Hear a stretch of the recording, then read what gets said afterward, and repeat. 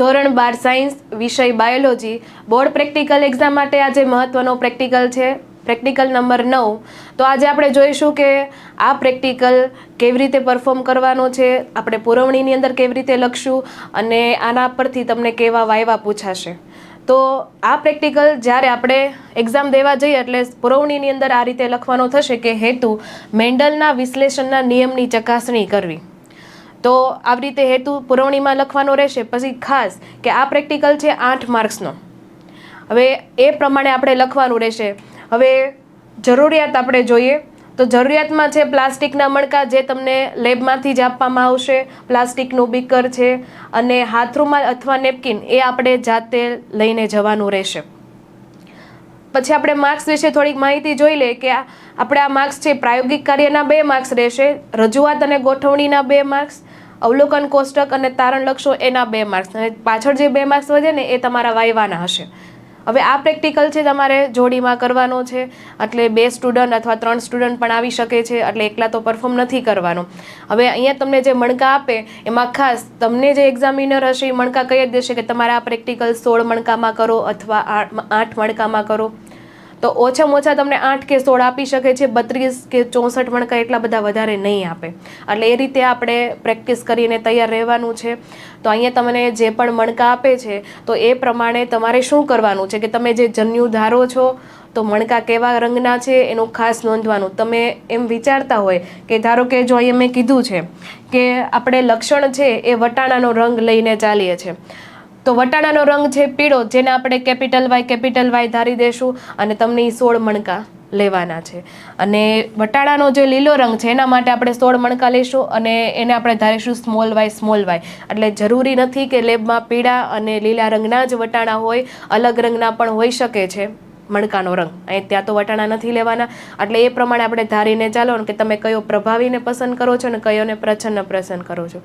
પછી બીજું તમે અહીંયા અવલોકન કોષ્ટકમાં જોશો તો જે સંતતિ તમે લ્યો છો, સંતતિ એટલે જોડમાં જ હોય, તો F1 પેઢી અને F2 પેઢી આપણે લેવાની રહેશે। તો F1 પેઢીમાં શું કે જે પ્રભાવી તમે 16 મણકા ધરેલા છે, પ્રચ્છન્ન 16 મણકા ધરેલા છે, એના વચ્ચે તમારે સંકરણ કરાવડાવવાનું છે। તો સંકરણ કરાવશો તો તમને શું રિઝલ્ટ મળશે કે ધારો કે આવી રીતે તમે સંકરણ કરાવશો F1 પેઢીમાં તો તમને જનીન સ્વરૂપ મળશે કેપિટલ વાય સ્મોલ વાય, એટલે 16 સંતતિ બીજી વાર રિપીટ કરો તો પણ 16 સંતતિ જ મળશે, બીજો કોઈ ઓપ્શન નહીં મળે। તો આ જનીન પ્રમાણે એનું બાહ્ય સ્વરૂપ શું થશે તો પીળા રંગ ધરાવતા વટાણા થશે, એ પણ 16 સંતતિમાં। ઘણા સ્ટુડન્ટ છે એ કેપિટલ વાયમાં અથવા સ્મોલ વાયમાં એમાં પણ રીડિંગ લખીને આવે છે, તો એ વસ્તુ ખોટી છે। હંમેશા અહીંયા વિષમ યુગ્મી આવશે અને પીળા રંગની 16 સંતતિ તમને જોવા મળશે। એટલે આ રીતે તમને જ્યારે નેપકિન તમે લઈને જાઓ છો અથવા તમને પ્લાસ્ટિકનું બીકર હોય તો એ રીતે તમારે પરફોર્મન્સ કરીને એના આધારે અહીંયા રીડિંગ લખવાનું થશે। બીજી વસ્તુ ખાસ ધ્યાન રાખવાની કે ઘણા સ્ટુડન્ટ છે કે તમને જનરલમાં 6 રીડિંગ આપેલા છે તો બેઠા 6 રીડિંગ લખીને આવી જાય, તો એક્ઝામિનરને પણ ખબર પડી જાય કે આને ગોખીને લખી દીધેલા છે, તો એને ખાસ પૂછી લેવાનું કે તમે આ પ્રેક્ટિકલ કેટલી વાર કરવાના છે, કે અહીંયા 2 વાર અમે કરીએ કે 3 વાર કરીએ કે 4 વાર કરીએ। એટલે ઓછું તમને 1 કે 2 વાર અથવા વધારે સમય હોય તો તમને 3 વાર આપી શકે છે, એટલી બધી વાર પ્રેક્ટિકલ રિપીટ કરવાનું નહીં કે, તો જે પ્રમાણે કે એવી રીતે તમારે અહીંયા અવલોકન લખવાના રહેશે। નેક્સ્ટ આપણે જોઈએ કે અહીંયા તમને કુલ આપી દીધેલું છે એટલે આનો સરવાળો કરીને અહીંયા લખી દેવાનું। પછી આપણે એના પરથી આપણે F2 પેઢી લેવાની છે, એટલે ટૂંકમાં જે અહીંયા તમે 16 સંતતિ જે મળી છે એ 16 સંતતિ વિષમ યુગ્મી છે, એને તમારે 2 ભાગ કરી દેવાના, એટલે 8 જોડી 8 જોડી એ પણ કેવી છે વિષમ યુગ્મી છે, અને એના વચ્ચે તમારે અહીંયા શું કરવાનું છે સ્વફલન કરાવડાવવાનું છે। સ્વફલન કરાવશો એટલે તમને આ રીતનો રેશિયો જોવા મળશે, એટલે ટોટલ તો અહીંયા સંતતિ 16 જ હશે પણ આપણે નર અને માદામાં ડિવાઈડ કરીએ એટલે 8 આ બાજુ રહે અને 8 આ બાજુ રહે, પણ વિષમ યુગ્મી છે। પછી 2 તરફથી આપણે એક મણકો ઉઠાવવાના છે, તો એવી રીતે તમે સંકરણ કરાવશો એટલે આ રીતે તમારું રીડિંગ આવશે। તો 16 છે સંતતિ, તો અહીંયા 4 8 અને 4 એવી રીતે રીડિંગ આવેલું છે। તો આપણે ઉપર જનીન અહીંયા આપેલું છે કે જે પેલા 4 છે એ કેપિટલ વાય છે, 8 છે એ કેપિટલ વાય સ્મોલ વાય છે, એટલે વિષમ યુગ્મી જનીન ધરાવે છે, અને સ્મોલ વાય છે છેલ્લા। તો એ પ્રમાણે આપણે બાહ્ય સ્વરૂપ લઈએ તો અહીંયા જે પ્રભાવી છે અને અહીંયા આપણે જે વિષમ યુગ્મી આપેલા છે એ પણ પ્રભાવી થશે અને ટોટલ એની થઈ ગઈ 12 સંખ્યા. એટલે 12 જે મણકા છે એ પીળા રંગના તમને જોવા મળશે, બાકીના જે 4 છે એ પ્રચ્છન્ન છે એટલે લીલા રંગના તમને જોવા મળશે. તો આ રીતે આપણે જનીનનું અને બાહ્યનું છે શોધી શકીએ છીએ અને તમને જેટલી વખત અવલોકન લેવાનું કે એવી રીતે તમારે લેવાનું અને છેલ્લે તમારે સરવાળો લખી દેવાનો. હવે આપણે કોષ્ટક પછી કેવી રીતે લખવાનું રહે તો એક બાહ્ય સ્વરૂપનું પ્રમાણ પૂછે તો F1 અને F2નું આપણે જોઈએ તો F1માં તમને પીળો રંગ બતાવે છે, 16 સંતતિ છે એટલે 100% બધા જ પીળા છે.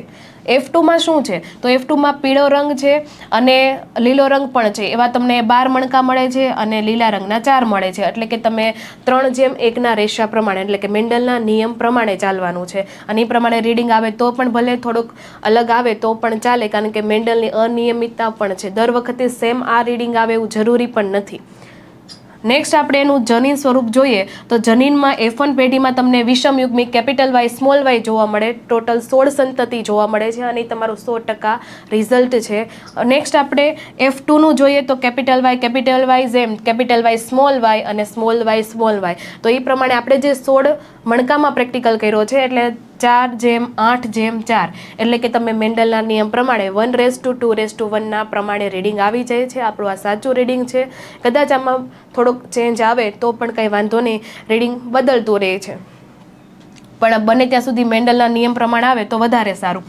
એના પરથી આપણે તારણ શું લઈ શકીએ તો તારણમાં આપણે જે પ્રભુતાનો નિયમ છે, જે વિશ્લેષણનો નિયમ છે એ લખી નાખો તો પણ ચાલે. એટલે આપણે આ પ્રેક્ટિકલ પરફોર્મ કરીએ એના આધારે આપણને ખબર પડે કે તમને F1 પેઢીમાં વિષમ યુગ્મી જનીન મળે છે અને F2 પેઢીમાં તમને શું મળશે કે ઊંચા છોડનું તમને એક સમયુગ્મી જનીન મળશે, એક વિષમ યુગ્મીવાળા પણ મળશે અને પ્રચ્છન્ન જનીન ધરાવવા પણ કેપિટલ વાય ને સ્મોલ વાય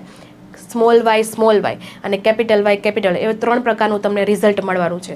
ફર્સ્ટ અને સેકન્ડ 2 જનરેશન પ્રમાણે ચોખવટ પાડીને જોઈ લેવાનું. એટલે ખાસ કરીને F1માં અને F2માં તમે એક્સપ્લેન કરો છો તો એવી રીતે રીડિંગ લખાઈ જવું જોઈએ અને 2 નિયમો પણ લખી દેવાના.